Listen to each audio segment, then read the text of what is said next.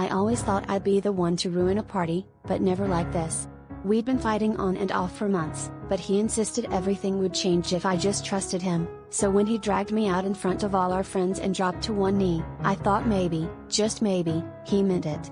The whole room held its breath as he pulled out a ring, his hands shaking so hard I wondered if he was more nervous about my answer or something else.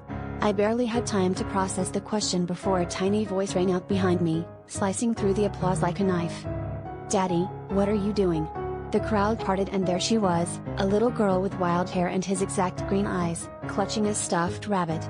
Every head snapped between us, but all I saw was the guilt blooming across his face.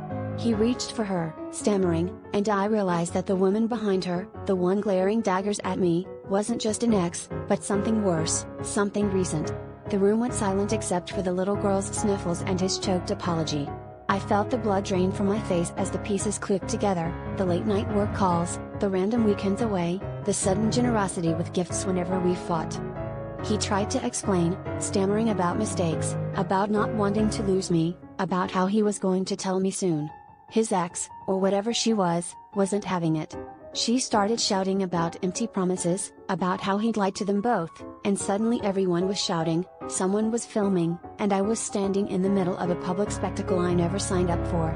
I wanted to scream at him, at her, at everyone who was staring, but all I could do was stare at the little girl, his daughter, whose life he'd hidden as carefully as he'd hidden his other lies. I walked out before he could follow, the ring box still open in his hand and the whispers already chasing me down the hall.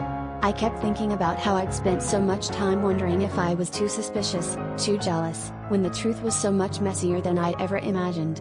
At the end of the day, I wasn't just angry at him, I was furious at myself for loving the version of him he wanted me to see, and terrified that I might never trust my own judgment again.